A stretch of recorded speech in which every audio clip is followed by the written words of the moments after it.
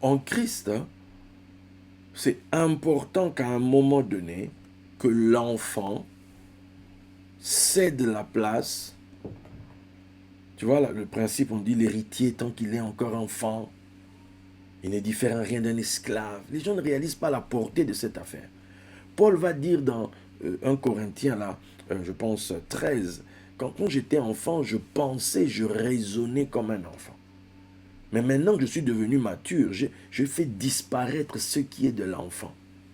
Donc l'enfant a sa manière d'appréhender les choses. Moi, quand j'en appelle au Seigneur il y a 35 ans, c'est pas pour tout ça. Moi, j'en appelle à lui parce que j'ai peur, j'ai une situation là qui me chauffe, donc je me dis que, on m'a toujours dit que Dieu est là pour nous aider, donc je vais appeler le Seigneur pour qu'il puisse m'aider, qu'il puisse me protéger. C'est tout. Moi, je n'appelais pas à Dieu pour devenir un étudiant, un rat de bibliothèque, etc. Quelqu'un qui étudie, qui étudie. J'étais pas là. Non. Moi, je ne voyais pas ma vie comme ça. Je ne me voyais pas prêcher. C'est pas que vous n'êtes pas bien, mais non, je ne me voyais pas faire ce métier. Tu vois? Je ne me voyais pas faire ça. Et moi, je ne pensais pas que j'allais vivre ce que j'ai vécu, dans le sens que on vient maintenant te dire, tout ce que tu savais jusqu'à présent, c'est pas comme ça. C'est une illusion, c'est un voile que tu as. Maintenant, on va ouvrir le voile.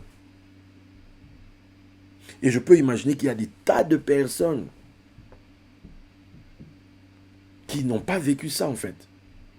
Donc, quand ils entendent un certain discours, ils paniquent. Ils paniquent, ils tremblent, ils se demandent qu'est-ce que... What's happened? C'est quoi cette affaire? Qu'est-ce que c'est que ça? Quand vous allez dans le monde hébraïque, on va te dire par exemple que dans la tradition que l'enfant jusqu'à l'âge de 5 ans, il est avec les femmes. Jusqu'à 3 ans, on lui donne du lait. Il est sevré à 3 ans. Le papa fait la fête parce que l'enfant est sevré. Et à 5 ans, le papa le récupère. Maintenant, le papa commence à le préparer, commence à lui faire goûter la parole, lui montrer l'importance de la parole, petit à petit, jusqu'à l'âge de 12 ans pour les filles, 13 ans pour les garçons. C'est là on parle de bar mitzvah pour les garçons et de bat mitzvah pour les filles. Donc vous allez voir, on vous présente Yeshua quand il a environ 12 ans, qu'on l'a emmené là-bas, etc. Voilà. C'est tout. Donc il y a un moment où tu dois maintenant faire ta bar mitzvah, tu deviens le fils du commandement. C'est maintenant le moment où tu comprends que, les choses sont vraiment pas comme je pensais. Maintenant, il faut étudier. C'est-à-dire, l'enfant, il faut sortir des logiciels d'enfant dans la tête. Et maintenant, il faut que je grandisse. Paul dit quelque part dans 1 Corinthiens 3, si je ne me trompe pas, il dit, je vous ai parlé jusqu'à présent comme à des enfants. Parce que vous êtes charnels. Il y a des choses que vous ne pouvez même pas comprendre, vous ne pouvez même pas réaliser en fait. Jésus dit à ses disciples, j'ai beaucoup à vous dire, mais là, vous ne pouvez pas encore le porter. En fait, il y a des gens, ils viennent à l'église, tu les entends parler, et toi qui sais, quand tu les vois, tu rigoles au fond de ton cœur. Parce que tu te dis, même si tu lui expliques, il ne va pas te comprendre. Même si tu lui expliques avec le bon cœur, il ne va pas te comprendre. Et ce que tu voulais faire pour, soi-disant, l'aider, ça va le faire fuir. Ce que tu voulais faire pour... non, il ne va pas comprendre. Moi, on m'aurait apporté tout ce que je connais aujourd'hui, à l'époque. Non. Je veux dire juste, c'est pas de Dieu. Maintenant, arrêtons-nous 2 secondes. Tu dis ça sur base de quoi? Qu'est-ce que tu sais, toi, pour dire que c'est pas de Dieu? Non, c'est juste pas de Dieu. Non, non, non, non. Explique-nous. Pourquoi, pour toi, ce n'est pas de Dieu? À l'époque, je lisais même pas la Bible. Devant te demander, est-ce que c'est biblique? Bon, ok, arrêtons-nous encore 1 seconde. Est-ce qu'on peut parler de comment la Bible a été faite? Tous ceux qui sont toujours là, est-ce que c'est biblique? Est-ce que c'est biblique? Est-ce que tu sais comment la Bible a été faite? Est-ce que tu sais comment ça a été écrit? Est-ce que tu sais ça s'est fait dans quelles circonstances? Qui, quoi, comment? Ben, moi, je le sais. C'est ça le truc. C'est que moi, aujourd'hui, je le sais. À l'époque, je ne savais pas. Le nombre de fois je me suis retrouvé ici dans la nuit quand tu es en train d'étudier, que maintenant on te dit apprends ça, apprends, tu étudies, tu as mal. C'est comme si on est en train de te transpercer en fait. On est en train de te crucifier, c'est-à-dire tu es en train de souffrir. Et la souffrance est encore doublée parce que tu dois aller parler de ça maintenant au peuple là-bas. Tu dis mais ils vont me balancer des pierres. Seigneur, tu ne m'aimes pas. En fait, c'est là que tu réalises que la majorité des gens dans l'église n'ont même pas encore eu 12 ans. Non, on n'a pas encore eu 12 ans dans nos églises. En fait, on n'a pas encore célébré la bar mitzvah. On a un peuple. Regardez Jésus. On nous parle, la fille de Jairus, elle avait quel âge? 12 ans. On parle de cette femme qui perdait son sang. C'était pendant combien de temps? 12 ans. Le sang là, il coule pendant combien de temps? La femme est impure pendant combien de jours? 12 jours. Voilà pourquoi on parle de 12 ans. Donc, on a 12 ans. Christ lui-même choisit 12 apôtres. Pourquoi 12 revient à chaque fois? Pourquoi 12 est là? Pourquoi on nous emmène Jésus à 12 ans, environ 12 ans au temple, où il parle avec les sages qui sont totalement épatés? C'est la période du bar mitzvah. C'est la période où l'enfant prend conscience qu'il a beaucoup à apprendre. Qu'il a beaucoup à apprendre. Qu'à un moment donné où tu réalises que la maternelle, c'est fini. La vie n'est pas comme je pensais. Là, si je n'apprends pas, je suis mort. Il est dit quoi? Mon peuple périt parce qu'il lui manque la connaissance. Toi, tu es son peuple ou pas? Oui. Écoute, comment nous on meurt? Nous, on meurt par manque de connaissance. C'est l'ignorance qui nous flingue. Il n'y a pas un diable, quelqu'un, Satan, je ne sais pas, dont le rôle est de te tuer. Non, non, non, non, non, non. Lui, son rôle, c'est de t'éprouver, c'est de te tester. Justement, c'est de tester ce que tu sais, ce que tu as appris.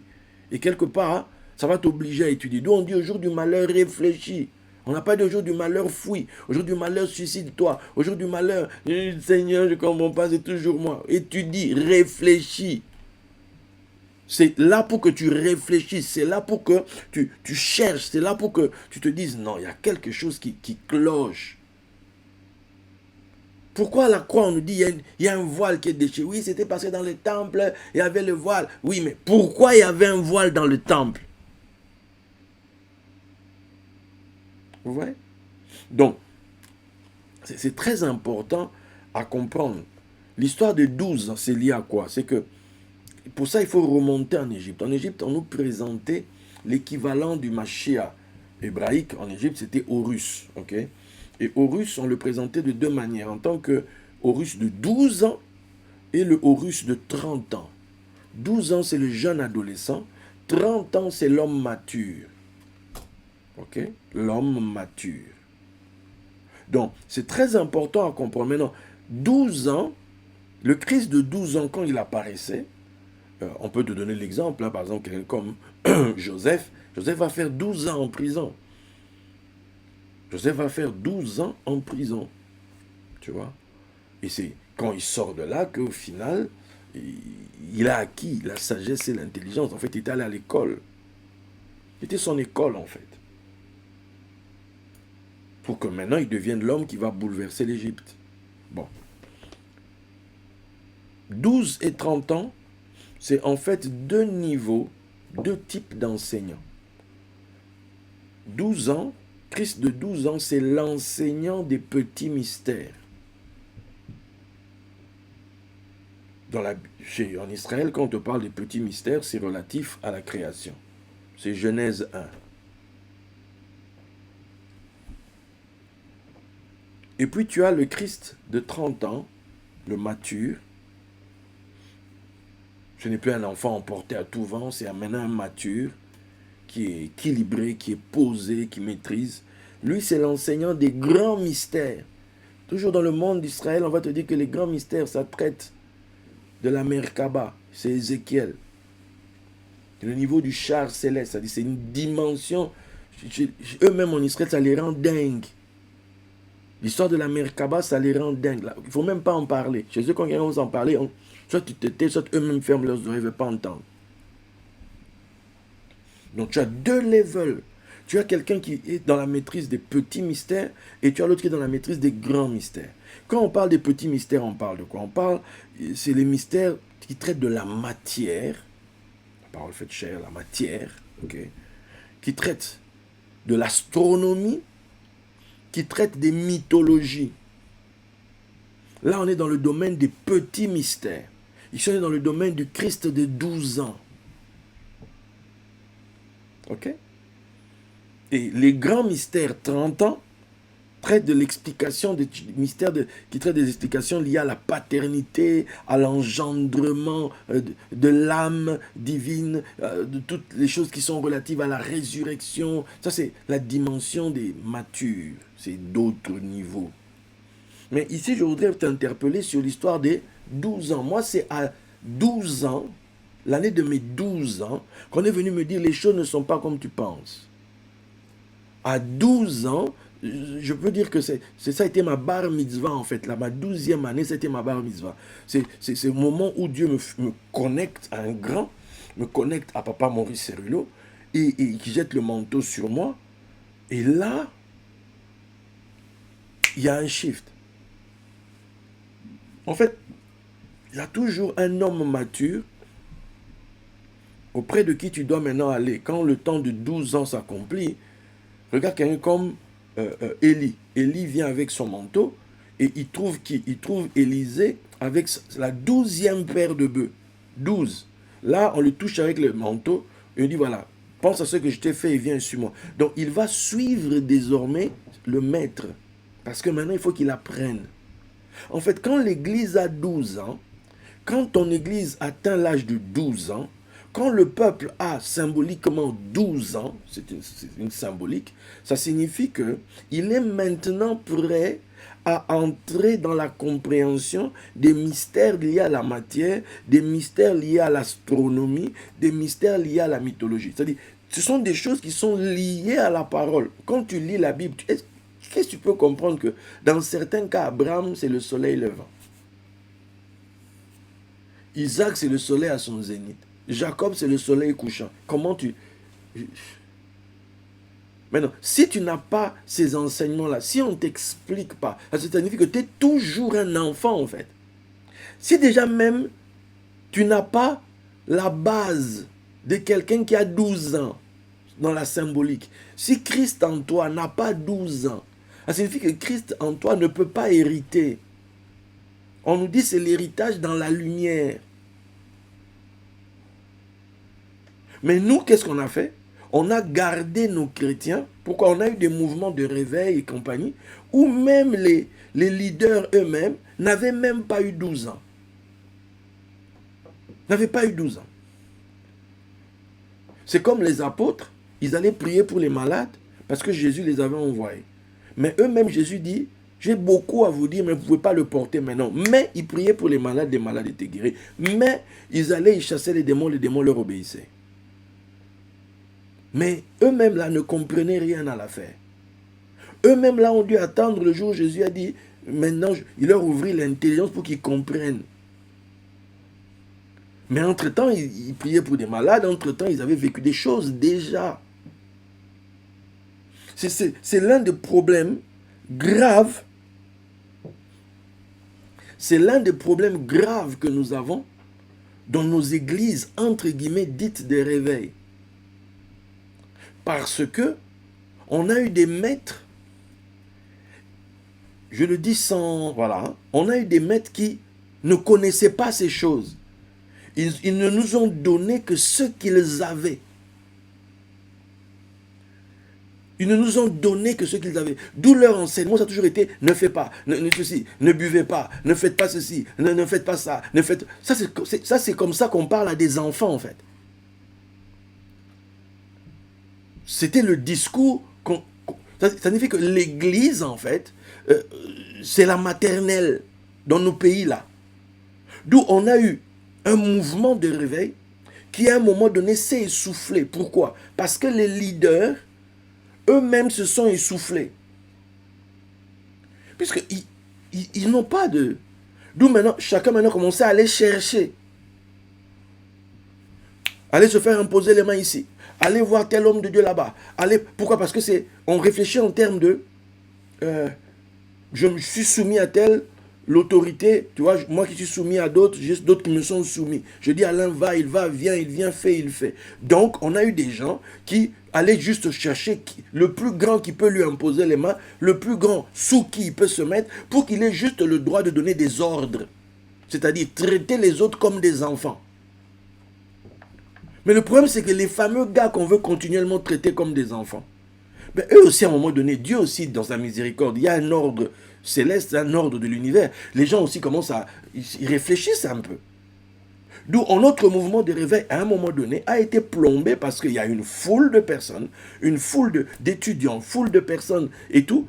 Quand il fallait aller travailler, ils allaient dans des entreprises et là, au stupeur, ils tombaient sur pour qu'on t'embauche. On va te proposer d'entrer dans une loge, on doit te proposer de toucher je ne sais pas à qui, quoi, dans les gars, et puis on leur montre des trucs, on leur dit, ça Jésus, quand Jésus cachait les mystères, voilà, c'est ce que Jésus leur a enseigné. Les gars maintenant se retrouvent là, eux aussi parlent de Jésus. Mais à l'église, on a dit qu'eux ne parlaient pas de Jésus. Donc, maintenant, le gars est perdu. Or, la nécessité étant là, faisant loi, le gars veut bosser. À un moment donné, lui-même, il se dit. Et puis, en même temps, qu'est-ce qui se passe? Les leaders, je sais pas, ils se décrédibilisent parce que eux qui disaient aux gens, ne faites pas, maintenant, les attrapent eux-mêmes faisant. Donc, les gens se disent, c'est que ce n'est pas comme ça. Donc, maintenant, ils sont perdus. Ils vont quoi? Telle loge en mode cabassélé. On se plonge ici, on se plonge là-bas, etc. Et les gens sont partis comme ça. Donc on a tout un mouvement de réveil qui s'est retrouvé plombé de l'intérieur. Parce que dès le départ, on a des personnes qui ont été des leaders, mais des leaders, comment dire? Parce qu'ils ont reçu juste un mandat de quelqu'un d'autre. Quelqu'un d'autre est arrivé d'un autre pays, il a fait une campagne, et puis il a imposé les mains, voilà, il t'a donné, il t'a transmis un peu quelque part, hiérarchiquement, voilà, par délégation, autorité par délégation, tu t'es pris une autorité par délégation, donc tu t'es retrouvé leader du jour au lendemain, parce que toi, tu es devenu, c'est comme quand les Européens sont venus faire la colonisation en Afrique, ils ont trouvé quelques Africains qui étaient là, qui quand même étaient, voilà, qui ils étaient plus promptes, voilà, comme on dit les nègres de salon, hein, voilà, les évolués qu'on appelait chez nous. Donc voilà, le blanc va plus travailler avec eux. Maintenant, eux là sont mal, ils commandent maintenant sur les autres noirs, parce que eux ils ont trouvé la faveur du blanc, du colon. Vous comprenez le principe? Et c'est ce qui s'est passé aussi spirituellement. Le problème maintenant, c'est que tu as un livre dans les mains, toi dans ta tête, les choses ne sont que comme c'est écrit là. Personne ne t'a dit que ce que tu lis a des profondeurs. Parce que si on te dit ça, en fait, ta libération a commencé. Mais tant qu'on te laisse avec le voile sous les yeux, tu auras toujours besoin, toujours, every time, chaque jour, en tout lieu, besoin de l'autre. Parce que you don't know. Et ces gens, quand ils venaient chez nous, ils n'enseignaient pas. Ils venaient faire des démonstrations et puis ils partent. Et puis ils partent. Donc, on se retrouve avec des églises qui n'ont même pas eu 12 ans. Ils ne sont pas arrivés au moment où ils s'ouvrent, en fait. Ils comprennent. Attends, moi, un homme de Dieu est venu à Lyon. Dieu merci cette fameuse année où Dieu m'a préparé. Le bishop Maïpé, trop d'heureuse mémoire, qui nous a quittés, je pense l'année dernière, si je ne me trompe pas. Attends. Maïpé est venu à Lyon. Il lisait un texte, Matthieu 13. Des yeux pour voir, des oreilles pour entendre, un cœur pour comprendre. Les apôtres demandent à eux pourquoi tu parles comme ça, à nous tu parles différemment. Ça ne leur a pas été donné à eux de comprendre ces choses. Mais vous donc écoutez ce que cela signifie. On entend tous les mêmes choses, mais ça ne signifie pas la même chose. Tu vois. Les gens allaient à l'église chez nous, le prêtre lit et puis il dit ça signifie que celui qui a des oreilles pour entendre, qu'il entende. Celui qui a un cœur pour comprendre, pour accepter, qu'il accepte. Maintenant, il te lit un texte et puis il a fermé le livre. On vient de te rajouter le voile. Mais en même temps, il ne peut pas, pour qu'il continue de régner, il faut quand même qu'il fasse semblant qu'il te dit. Mais maintenant, il dit quand même, il lit dans le même texte. Maintenant, toi, démerde-toi avec ça. Toi, maintenant, débrouille-toi avec ça. Eux, ils règnent. On ne peut régner que sur un ignorant, en fait. Tu vois? Que sur un ignorant. Ou sur un plus faible. Maintenant, à partir du moment où on ne donne pas la connaissance aux gens, à partir du moment où la connaissance est restreinte, qu'est-ce qui se passe? Les gens sont là. Dès que quelqu'un vient maintenant avec la connaissance, on essaye d'aider les gens. Maintenant, je ne dis pas que toutes les connaissances qui arrivent sont bonnes. Je ne dis pas ça. Mais il ne faut pas parce que l'eau est sale qu'on va jeter l'eau du bain avec le bébé. Non, retire le bébé s'il te plaît. Jette l'eau mais retire le bébé. Tu vois. En Christ, Christ de 12 ans, il pose des questions aux sages. Les sages même disent, non, le petit ici, il est terrible. Le petit ici, maman, est-ce que tu... Oh, écoute ces questions. Le même petit, il est revenu à 30 ans. Il a parlé, pas beaucoup. Le second sacrificateur a déchiré ses vêtements. À 12 ans, on ne déchire pas les vêtements, on est épaté. Oh là là, ce petit, oh là là, ce petit. Mais ce petit, mais c'est vraiment ce petit. Ah, tu entends les questions. Ah, c'est gentil, c'est gentil. Mais à 30 ans, on arrête de jouer. Parce qu'à 30 ans, quand tu découvres que quelqu'un est à ce level-là, tes vêtements se déchirent. Les tiens. Ça signifie que ton autorité, ton niveau, tout ce que tu avais, ça se déchire. Et c'est là le combat qu'on a. Quand quelqu'un arrive avec un niveau de connaissance, les anciens là, les anciens qui étaient là, les anciens maîtres, hein, les anciens maîtres de la maternelle, quand ils voient quelqu'un arriver avec le niveau de 12 ans, on dit,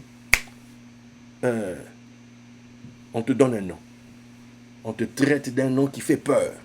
Mais quand on étudie ce nom, étudions-le. Kabbaliste, prenons le cas, kabbaliste. C'est un kabbaliste, c'est un kabbaliste.